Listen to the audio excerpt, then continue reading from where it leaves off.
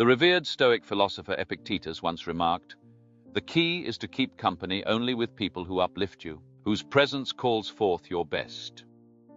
You've likely heard the phrase, "You are the average of the 5 people you spend the most time with." In this video, we're going to view that principle through a Stoic perspective. We'll dive into the 7 types of individuals who can derail your growth in Stoicism, and how to wisely handle these challenging interactions. Before we begin, I'd be grateful if you could like the video.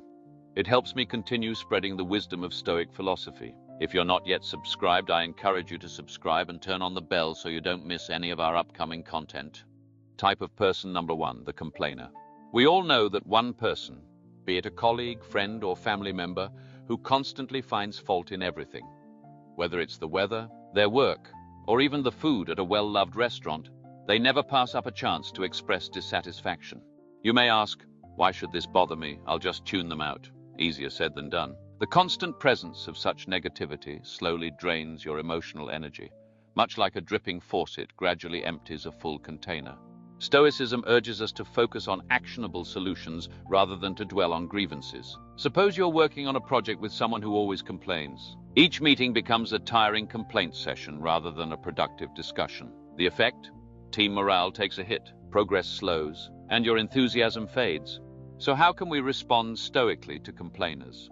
Start by limiting how much time you spend with them. If that's not feasible, perhaps they're a close family member or co-worker, then mentally distance yourself. Imagine their rants as a passing storm, loud but fleeting, unable to disturb the mountain of your inner calm. Another tactic? Redirect the conversation towards solutions or shift the topic entirely. Marcus Aurelius once wrote, "You have power over your mind, not outside events. Realize this and you will find strength." This timeless advice reminds us to fiercely protect our mental space, so we're not pulled away from the Stoic path by habitual complainers. Type of person number 2, the drama magnet. Picture your life as a ship gliding over peaceful waters. Then you cross paths with the whirlpool that is the drama magnet. This person is always in the middle of crises, conflicts, or emotional chaos. And just like a whirlpool, they have a knack for pulling others into their storm.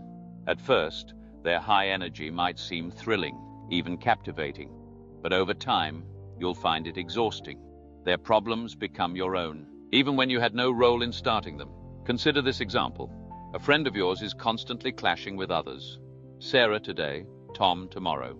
They confide in you, ask for advice, and suddenly you find yourself involved in the feud, whether you meant to be or not.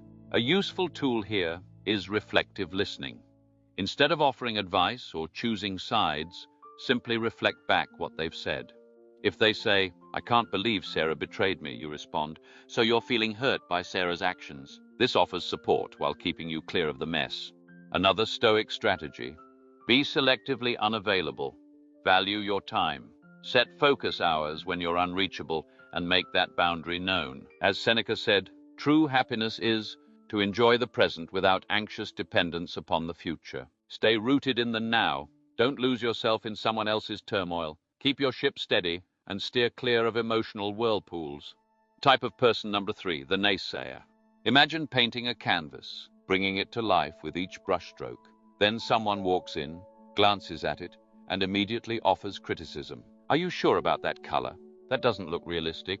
You do know most artists never make it right." Their negativity isn't constructive, it's corrosive. Let's say you're pursuing a career change. You've done your research, taken initial steps, and feel confident. But when you share your excitement with the naysayer, they list all the reasons it won't work. Their doubts slowly seep into your mind, shaking your resolve. How do you respond?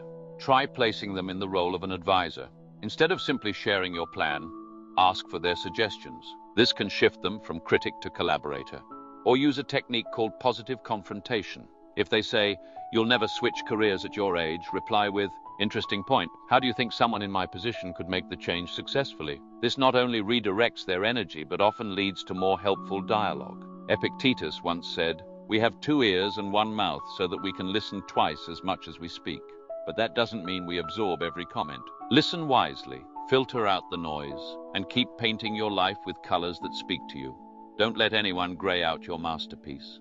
Type of person number 4, the victim. Think of life as a chess match. Everyone has the same set of pieces, the same goal. You make smart moves, take risks, and sometimes sacrifice. The victim, however, blames the board, the opponent, or even the rules. In their story, they're always losing because of someone or something else. Now, it's important to acknowledge real hardship, but the kind of victim we're talking about uses blame as a permanent excuse, never taking ownership. Perhaps you've spent hours listening to a friend blame failed relationships solely on their exes.